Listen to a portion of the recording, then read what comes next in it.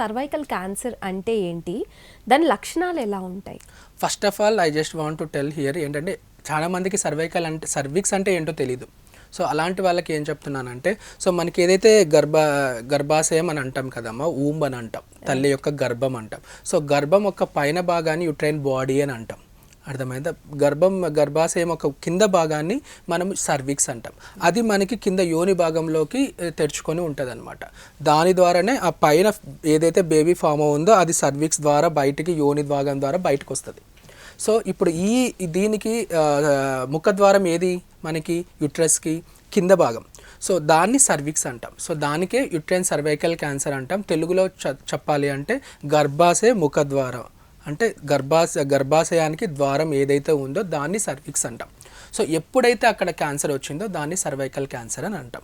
So ఇది ఎవరిలో ఎక్కువ వస్తుంది అంటే, సో మెయిన్గా మీకు ఇంతకుముందు చెప్పాను, ఏజ్ పెరిగే కొద్దీ ఖచ్చితంగా మనకి బాడీలో జీన్ చేంజెస్ జరగడం వల్ల క్యాన్సర్ యొక్క ఇన్సిడెన్స్ అనేది పెరుగుతుంటుంది.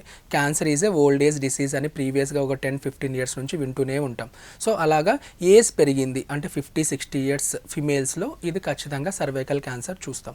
అలాగే ఇంకేంటంటే మల్టిపుల్ సెక్షువల్ పార్ట్నర్స్, అంటే సో ఇల్లీగల్ సెక్షువల్ యాక్టివిటీస్ ఉన్నాయనుకోండి అమ్మా, through HIV HPV, human papilloma virus అనేది ఒక ఇన్ఫెక్షన్. హెచ్ఐవి ద్వారా లాగా ఇది కూడా సుఖ వ్యాధి అనమాట. సో ఇది ఈ ఇల్లీగల్ సెక్షువల్ యాక్టివిటీ ద్వారా ఈ వైరస్ అనేది ఈ సర్విక్స్ భాగంలోకి ఎంటర్ అయిపోయి అక్కడ చేంజెస్ జరగడం వల్ల క్యాన్సర్ లాగా ఫామ్ అవుతుంది అనమాట. సో దాన్ని మళ్ళీ ఎలా గుర్తిస్తారు డాక్టర్ గారు? లక్షణాలు ఎలా ఉంటాయి అది వచ్చినప్పుడు? అది లక్షణాలు ఎలా ఉంటాయి అంటే, ఇప్పుడు యాక్చువల్గా నేను చెప్పాను 50+ ఉమెన్ అని చెప్తున్నా, వాళ్ళకి ఆల్రెడీ మెన్సెస్ స్టాప్ అయి ఉంటుంది. వాళ్ళకి అలాంటి వాళ్ళకి ఆల్రెడీ తరచుగా మళ్ళీ బ్లీడింగ్ అవ్వడం, ఇర్రెగ్యులర్గా వెజానా నుంచి బ్లీడింగ్ అయిపోవడం, లేకోకుంటే వాళ్ళు ఏమైనా సెక్షువల్ ఇంటర్ కోర్స్లో పాల్గొన్నప్పుడు ఇంటర్ కోర్స్ అయిన వెంటనే during that time post coital bleeding అంటాం. ఇంటర్ కోర్స్ అయిపోయిన తర్వాత బ్లీడింగ్ అయిపోతూ ఉంటుంది వాళ్ళకు.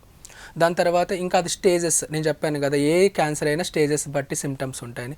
ఫస్ట్ 2-3 స్టేజెస్లో ఇవన్నీ పోస్ట్ కాయిటల్ బ్లీడింగ్ కానీ, పర్వైజల్ ఇర్రెగ్యులర్ బ్లీడింగ్ పర్వైజైనా కానీ, లేకోకుంటే రికరెంట్ యూరినరీ ట్రాక్ట్ ఇన్ఫెక్షన్స్.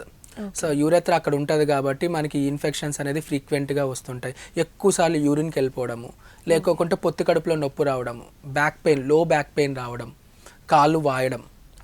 అదే లేట్ స్టేజెస్కి వెళ్ళిపోయేసరికి ఏమైపోతుందంటే మనకి అక్కడ నుంచి పక్కన ఆర్గాన్స్కి అన్ని స్ప్రెడ్, లివర్కి ఇలాంటి స్ప్రెడ్ అవ్వడం, మళ్ళీ జాండీస్ రావడం, పొట్ట ఉబ్బిపోవడం, లేకుంటే లంగ్స్కి స్ప్రెడ్ అయితే ఆయాసం రావడం, లేకుంటే గొంతు కింద గడ్డలు రావడం, ఇలాంటివన్నీ లేట్ స్టేజెస్లో చూస్తూ ఉంటాం అనమాట.